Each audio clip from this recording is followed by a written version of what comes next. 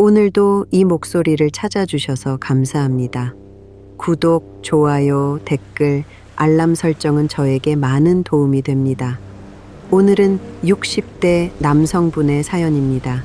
40년을 친형제처럼 지냈던 중마고우에게 배신당해 전 재산을 잃고 거리에 나앉았던 분의 이야기입니다. 지독한 원망과 분노로 하루하루를 버티던 어느 날, 5년 만에 들려온 그 친구의 부고 소식과 텅 빈 장례식장에서 마주한 잔인하고도 슬픈 진실. 이분의 이름은 가명으로 민석이라 부르겠습니다. 제 인생의 시계는 5년 전, 그 지독하게 추웠던 겨울에 멈춰 있습니다. 초등학교 코흘리가의 시절부터 40년을 함께한 친구가 있었습니다. 서로의 집 숟가락 개수까지 알았고, 제대 후 첫 월급을 타면 서로의 부모님 내복부터 사들고 찾아갔던 형제보다 더 진한 사이였습니다. 제가 결혼할 때 함을 지고 들어온 것도, 첫째 아이가 태어났을 때 수술실 밖에서 저와 함께 담배를 태우며 초조해 했던 것도 그놈이었습니다. 그런 친구가 어느 날 창백하게 질린 얼굴로 저를 찾아왔습니다. 민서가, 나 한 번만 살려다오. 사업이 막판에 꼬였는데 여기서 부도나면 나 한강 가야 한다. 친구가 내민 것은 보증 서류였습니다. 아내가 울며 불며 뜯어말렸지만 저는 친구의 눈물을 외면할 수 없었습니다. 내 목숨 같은 놈인데 설마 나를 죽이기야 하겠나. 그 알량한 믿음으로 저는 제 집과 평생 모은 퇴직금을 몽땅 걸고 그 서류에 도장을 찍었습니다. 그리고 딱 한 달 뒤 친구는 흔적도 없이 사라졌습니다. 드라마에서나 보던 붉은 딱지가 온 집안에 붙던 날, 제 아내는 거실 바닥에 주저앉아 짐승처럼 울부짖었습니다. 대학 입학을 앞둔 아들과 고등학생 딸은 짐을 싸들고 영문도 모른 채 거리로 내몰렸습니다. 보증금 500만 원에 월세 40만 원짜리 곰팡내 나는 반지하 방. 그것이 평생 성실하게 살아온 제 가족의 새로운 집이었습니다. 아내는 충격으로 몸져 누웠고, 아들은 대학 진학을 포기한 채 배달 아르바이트를 시작했습니다. 저는 미친 사람처럼 친구를 찾아 헤맸습니다. 경찰서, 흥신소, 친구의 먼 친척 집까지 안 가본 곳이 없었습니다. 하지만 친구는 가족들마저 버려둔 채 완벽하게 증발해버렸습니다. 저를 살게 한 것은 희망이 아니라 분노였습니다. 새벽 인력시장에 나가 시멘트 포대를 나르면서도 속으로는 수천 번, 수만 번 그놈을 찢어 죽였습니다. 언젠가 내 눈에 띄기만 해라. 내 놈 멱살을 잡고 기어이 같이 지옥으로 가겠다. 그 지독한 복수심 하나가 목을 메고 싶었던 수많은 밤을 버티게 한 유일한 땔감이었습니다. 그렇게 지옥 같은 5년이 흘렀습니다. 어느 정도 빚도 갚아나가고 아들도 작은 직장에 자리를 잡으며 간신히 숨통이 트일 무렵, 모르는 번호로 문자 한 통이 왔습니다. 부고, 고 정기태님께서 별세하셨기에 알려드립니다. 순간 심장이 덜컥 내려앉았습니다. 그토록 죽여버리겠다고 저주했던 이름이었습니다. 통쾌해야 할 텐데, 가슴이 시원해야 할 텐데 이상하게도 손발이 차갑게 식어내렸습니다. 잘 죽었다. 돼질 때는 나한테 사기친 돈으로 호의호식하다가 편하게 눈 감았냐. 저는 옷장에 박혀있던 낡은 검은 양복을 꺼내 입었습니다. 영정사진에 침이라도 뱉어주리라. 내 인생을 박살내고 도망친 그놈의 마지막 낯짝이 얼마나 평온한지 두 눈으로 똑똑히 보고 그 빈소에서 한바탕 상을 뒤엎고 오리라 다짐하며 장례식장으로 향했습니다. 장례식장은 외곽의 허름한 요양병원 지하에 있었습니다.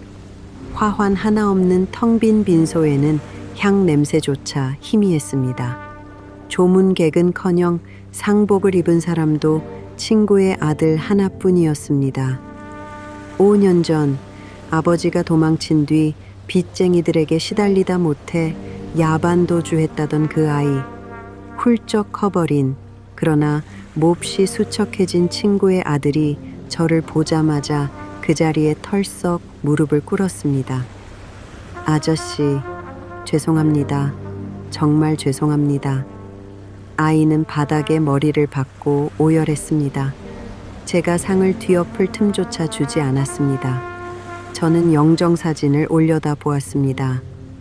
사진 속 친구는 제가 알던 그 건장했던 놈이 아니었습니다. 병색이 완연해 뼈만 남은 얼굴, 머리가 듬성듬성 빠진 초라한 노인이 퀭한 눈으로 저를 보고 있었습니다. 아이가 품에서 낡은 서류 봉투 하나를 꺼내 제게 내밀었습니다. 아버지가 돌아가시기 전에 민석이 아저씨가 찾아오시면 꼭 전해달라고 하셨습니다. 봉투를 열었습니다. 꼬깃꼬깃한 편지 한 장과 낡은 통장 여러 개, 그리고 생명보험 증서 한 장이 들어 있었습니다. 편지는 손이 떨려 글씨가 엉망이었습니다. 민석아, 내 사랑하는 친구 민석아, 이 편지를 네가 읽을 때쯤이면 나는 지옥불에서 내 죄를 받고 있겠지. 미안하다는 말조차 입에 담을 자격이 없는 놈이라 감히 살아서 널 찾아가지 못했다. 도망친 날 한강 다리 위에서 100번도 넘게 뛰어내리려 했다. 그런데 내가 죽으면 내게 남긴 빚은 영영 내 몫이 될까봐 죽지도 못했다. 어디 지방 공사판을 전전하며 노가다를 뛰었다. 가족들한테도 연락 한 번 못하고 어떻게든 내 돈부터 갚아보려고 짐승처럼 일만 했다. 그런데 내 죄가 너무 커서 하늘이 벌을 내렸나 보다. 가남 말기란다. 손을 쓸 수도 없단다.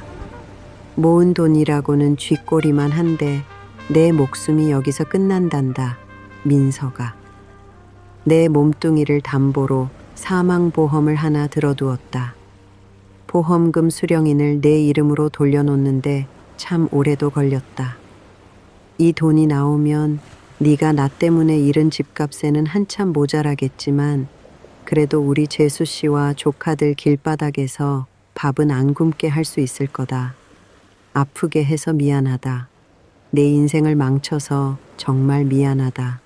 지옥에 가서라도 내 남은 빚 평생 갚으며 살게. 나 같은 놈은 그냥 쓰레기통에 처박듯 잊어버리고 너는 꼭 행복해라. 저는 봉투를 쥔 채 빈소 한가운데 털썩 주저앉고 말았습니다. 편지 속 친구의 목소리가 귓가에 울리는 것 같았습니다.